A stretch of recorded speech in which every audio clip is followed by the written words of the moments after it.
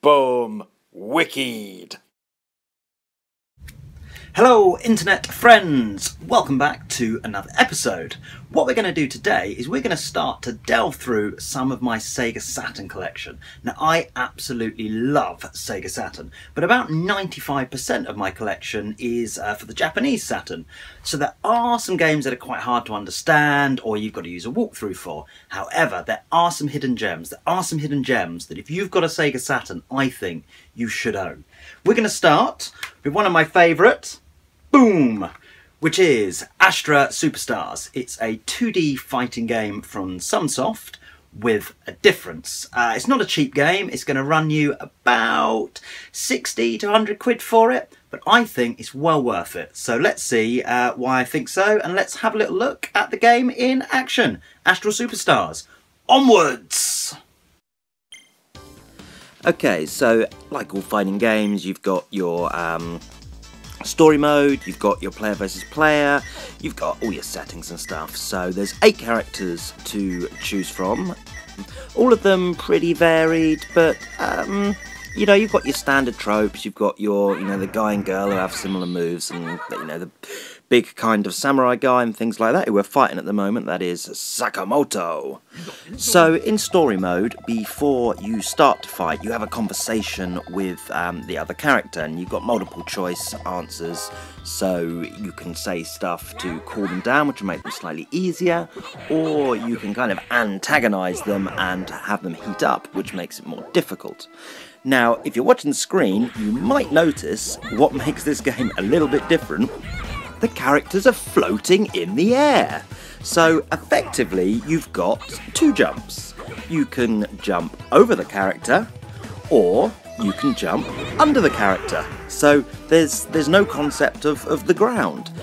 Obviously, what this means is your standard quarter circle forward, quarter circle back, kind of SNK Street Fighter moves aren't going to work. So instead, you perform moves by pressing your hard punch and hard kick together, or medium punch, medium kick. You've also got another mode where I think we do it in a little bit, where you just power up your character a little bit, and you do that by pressing light punch and light kick. Now obviously, because you can go over and under the characters, this changes a lot of the mechanics, a lot of how you play the game.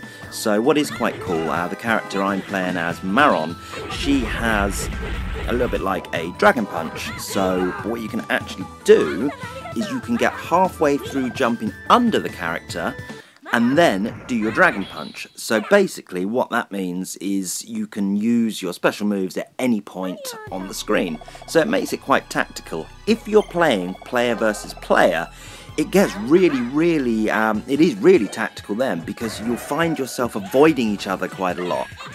You'll find you're jumping over, jumping under. If you're right up to next to the character and you press forward and hard kick, I think it is, you will actually do a reversal and you will go around the other side of the opposing character. So if both players are doing this, it ends up a little bit like you're dancing. Let's talk now a little bit about the look of the game. As you can see, the characters are incredibly well animated. It's so smooth.